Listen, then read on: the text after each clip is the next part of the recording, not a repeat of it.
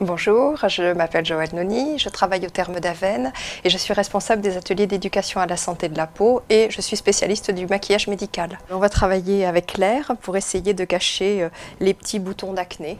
On va le faire en 3 étapes, hein. La base hydratante, la crème à choisir pour que le maquillage tienne bien, que la peau ne brille pas trop. Après faire le teint et terminer par embellir avec la bouche. C'est la crème de jour, en fin de compte, qui va déterminer de la tenue du maquillage. Donc ça, il faut vraiment prendre le temps de bien choisir, de sélectionner le bon produit. Le plus facile, en fin de compte, pour appliquer la crème hydratante, généralement, c'est de l'étaler sur le bout des doigts. Voilà, on va la déposer comme ça. Quand on fait des grands mouvements plats, comme ceci, on fait moins rougir le visage que si on frictionne. Donc là, on a bien hydraté, on sent que c'est souple, mais c'est mat, donc on va pouvoir maquiller sans problème. Là, dans le cas d'une peau mixte qui a tendance à briller dans la journée, les fonds de teint compacts, tout ce qui est crème de teint compacte, c'est quand même beaucoup plus intéressant. Donc après Claire, ce qui est important aussi, c'est de choisir des fonds de teint qui soient vraiment non comédogènes et hypoallergéniques. On va déposer tout simplement en tapotant sur le visage et ensuite on va tout simplement lisser. Et là on s'aperçoit, on va avoir exactement le résultat d'un fond de teint fluide. Sur les petites cicatrices, la peau est un petit peu inflammatoire et généralement le maquillage accroche moins. Ça c'est un peu plus dur à travailler. Même si on met du fond de teint, le fond de teint a tendance à fuir et ne pas accrocher. Donc après on a tendance à charger avec beaucoup d'anti-cerne. L'anti-cerne, si on en met trop, ça fait ressortir les reliefs de la peau et donc le résultat n'est pas toujours exceptionnel.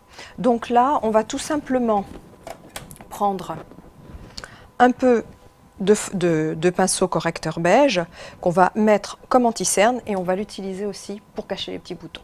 On va utiliser le pinceau beige que l'on va appliquer comme ceci localement, camoufler toutes les petites traces que l'on va avoir.